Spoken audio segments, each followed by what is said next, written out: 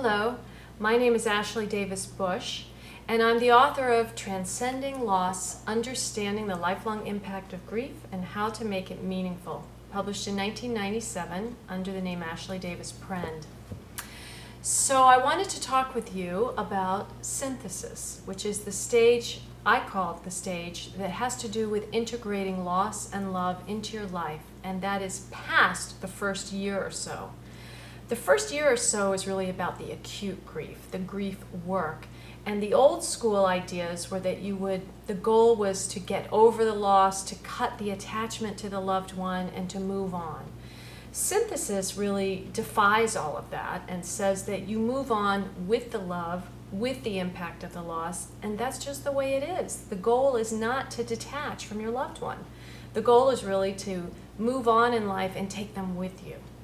So synthesis accounts for that, and I've broken it down into 4 areas. 1 is retriggering, 2 is connection, 3 is memory, and 4 is dialogue.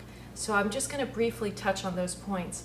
Retriggering has to do with the fact that no matter how many years go by, it could be 5 years, 10, 20, 30, 40, 50 years could go by, and there will be days that just retrigger a lot of acute feeling. It may be a holiday, it may be an anniversary, it may be the anniversary of the death day, and it's all right to have that resurgence of emotion. It's just okay. You need to give yourself permission to feel it, no matter how many years have gone by. It's not a sign of pathology, it's just a sign of retriggering. Connection is that all losses are connected unconsciously. So when a new loss comes, it can retrigger, or connect to all the losses from your past. So losses stay with you and they do come up again and again. That's not necessarily a bad thing, it just gives you a chance to revisit that loss over and over again through your life.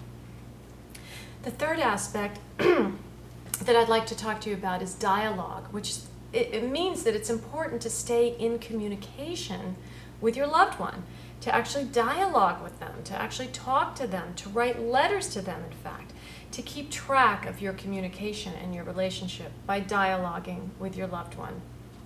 And last but not least is memory, which is that it's very important, very therapeutic to keep the memory alive. To keep the memory alive with yourself and with others. Not be afraid to talk about the person who's gone, not be afraid to keep pictures around, not be afraid to share old memories.